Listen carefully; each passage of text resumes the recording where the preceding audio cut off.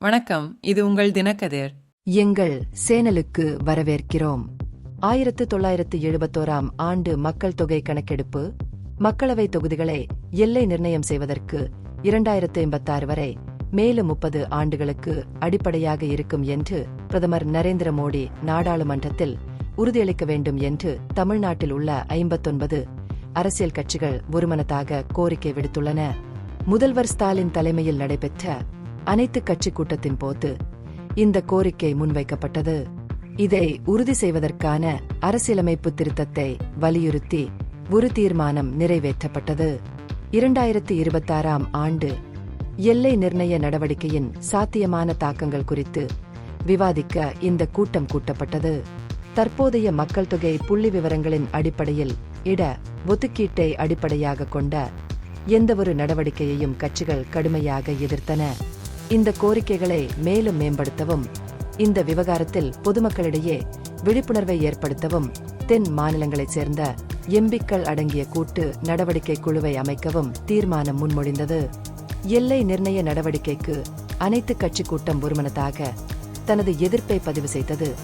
இது தமிழ்நாடு மற்றும் பிற தென் மாநிலங்களின் பிரதிநிதித்துவ உரிமைகளுக்கு கடுமையான அச்சுறுத்தல் என்றும் நாட்டின் கூட்டாட்சி அமைப்புக்கு ஒரு சவால் என்றும் கூறியது.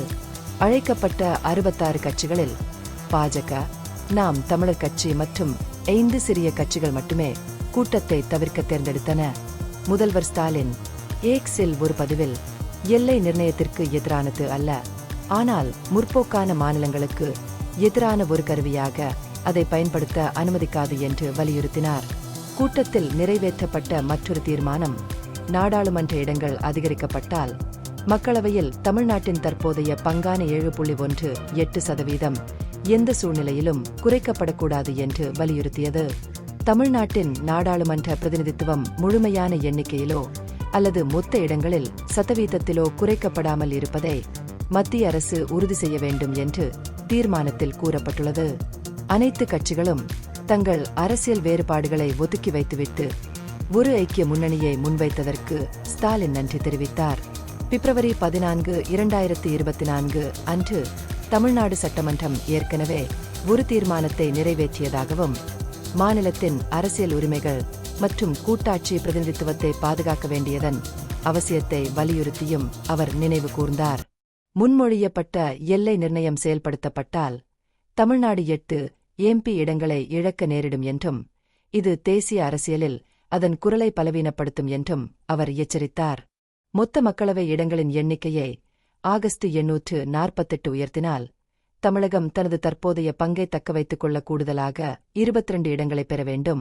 ஆனால் தற்போதைய மக்கள் தொகை அளவை அடிப்படையாக கொண்டு கணக்கிட்டால் இந்த லாபம் வெறும் 12 இடங்களாக குறையும். கூட்டத்தைத் தொடர்ந்து அதிமுக அமைப்புச் செயலாளர் ஜெயக்குமார், திமுக இந்த பிரச்சினையை பயன்படுத்தி தமிழ்நாட்டின் ஒரே பாதுகாவலர் என்று சித்தரித்துக் கொள்வதாக குற்றம் சாட்டினார்.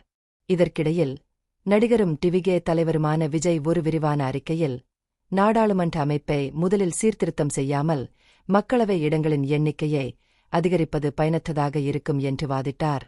இந்த பகுப்பாய்வு நுண்ணறிவுள்ளதாக கண்டால் முக்கியமான அரசியல் முன்னேற்றங்கள் குறித்த கூடுதல் புதுப்பிப்புகளுக்கு லைக் செய்யவும், ஷேர் செய்யவும், சப்ஸ்கிரைப் செய்யும்.